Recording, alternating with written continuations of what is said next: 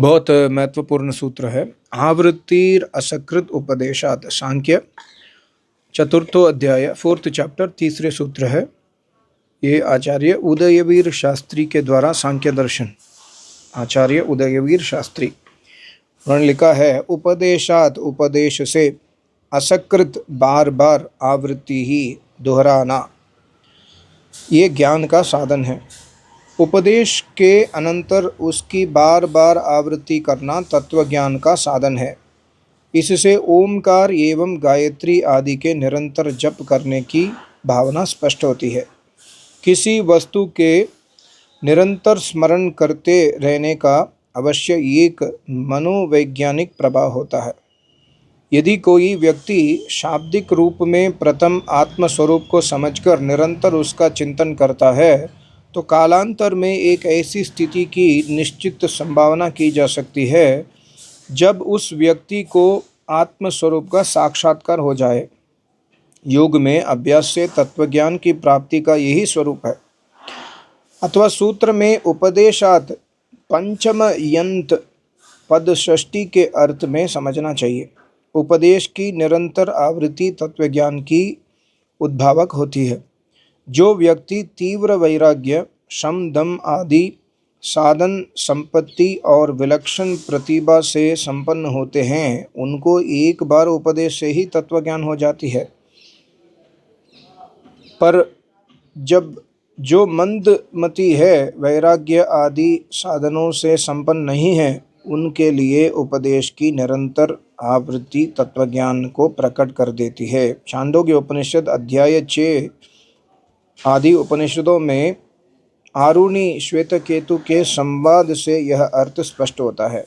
लोक में प्रत्येक गुरु इस बात को जानता है कि जब बालक अक्षर अभ्यास आरंभ करता है तो उसको वही बात बार बार बताई व दिखाई जाती है और इस प्रकार निरंतर उपदेश से कालांतर में वह यथार्थ तत्व को जान लेता है। यही बात अध्यात्म दिशा में चलने वाले जिज्ञासु के लिए लागू होती है। बहुत ही महत्वपूर्ण सूत्र है ये हम जैसे साधारण मंदमति वाले के लिए कि आवृत्ति असकृत उपदेशात, असकृत मतलब बार बार, सकृत एक बार, असकृत अनेक बार, बार बार आवृत्ति दोहराना है।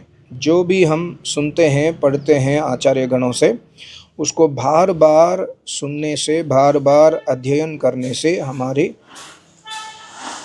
तत्वज्ञान हमको होता है। एक सेकंड।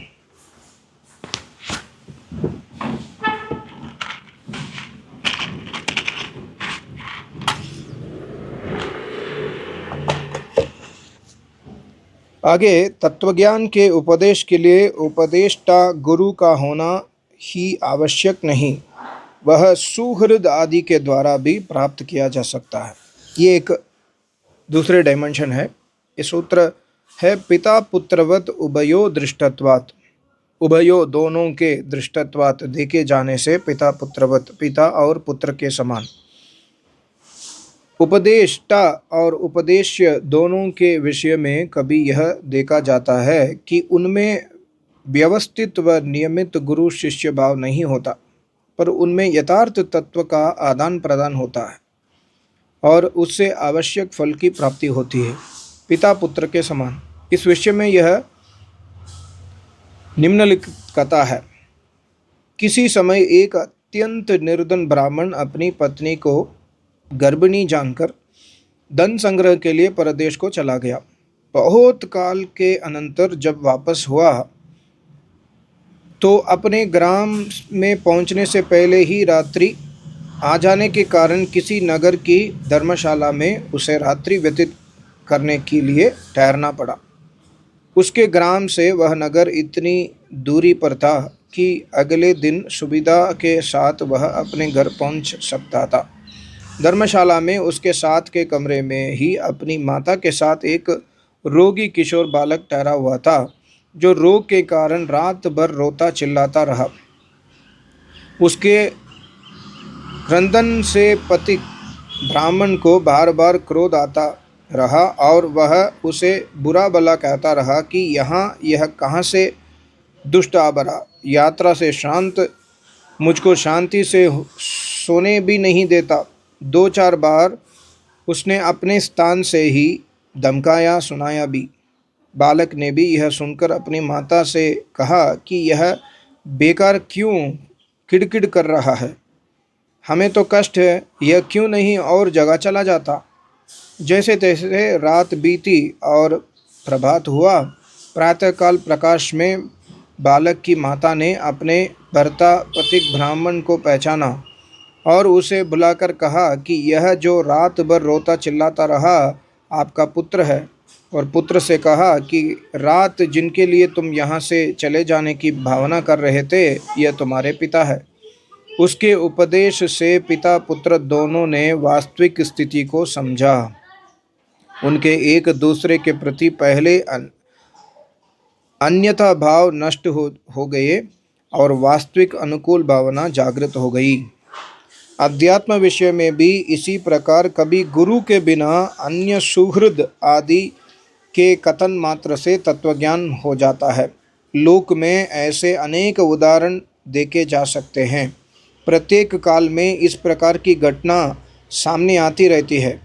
सूत्रकार के सामने इस प्रकार के कौन से उदाहरण होंगे, यह जानने के लिए आज हमारे पास कोई स्पष्ट संकेत नहीं है, पर अनंतर काल की अनेक ऐसी घटनाओं को हम जानते हैं।